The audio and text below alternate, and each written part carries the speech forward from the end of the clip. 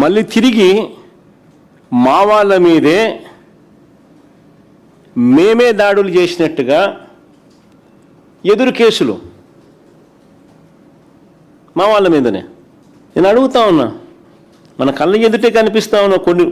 కొద్ది రోజుల కింద జరిగిన ఘటన మీకు ఉదాహరిస్తా ఉన్నా.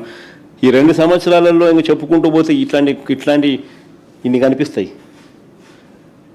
ఇలాంటి ఘటనలు అమరావతితో పేరుతో చంద్రబాబు చేస్తూ ఉన్న దారుణాలకు బలైపోతా ఉన్న రైతులకు తోడుగా నిలబడడం ఏమైనా తప్పు అవుతుందా అని అడుగుతా ఉన్నా. అదేమైనా తప్ప అని అడుగుతా ఉన్నా.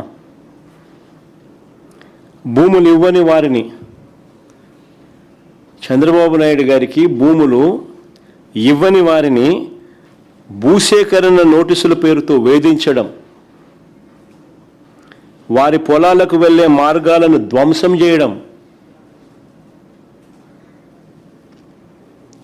ఈ రైతుల పొలాల్లో అక్రమంగా మట్టి తవ్వి దోపిడీ చేసేయడం,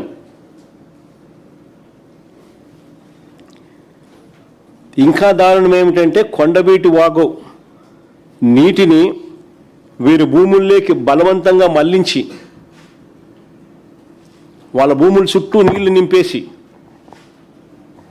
చివరకు గత్యంతరం లేని పరిస్థితిలో వాళ్ళు దాన్ని వదిలేసుకునే పరిస్థితి క్రియేట్ చేసే కార్యక్రమం రాష్ట్ర ప్రభుత్వమే చేస్తే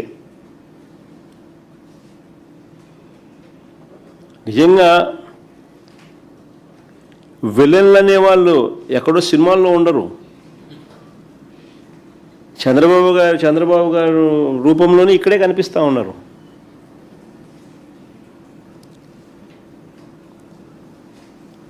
ఇవన్నీ నిజంగా సినిమాలలోనే చూస్తాం మనం, విలన్లు చేసే పనులు. ఇక్కడ ఇవన్నీ మన కళ్ళ ముందే కనిపిస్తూ ఉన్నాయి.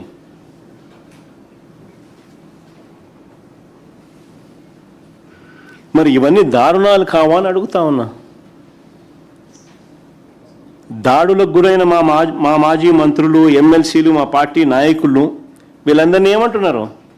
రౌడీ షీటర్లు అంట వీళ్ళంతా. మా పార్టీ మంత్రులు, మా పార్టీ ఎమ్మెల్సీలు, మా పార్టీ నాయకులు ఎవరైతే రైతులకు సంఘీభావం తెలుపుతూ అక్కడికి వెళ్ళారో వాళ్ళంతా రౌడీ షీటర్లు అంట. దాడి చేసింది నువ్వు, కొట్టింది నువ్వు, కొట్టించింది నువ్వు, రాళ్ళేసింది నువ్వు, కారద్దార పగలగొట్టింది నువ్వు, రౌడీలను పెట్టుకుంది నువ్వు, మా వాళ్ళని రౌడీ షీటర్లు అంటారు.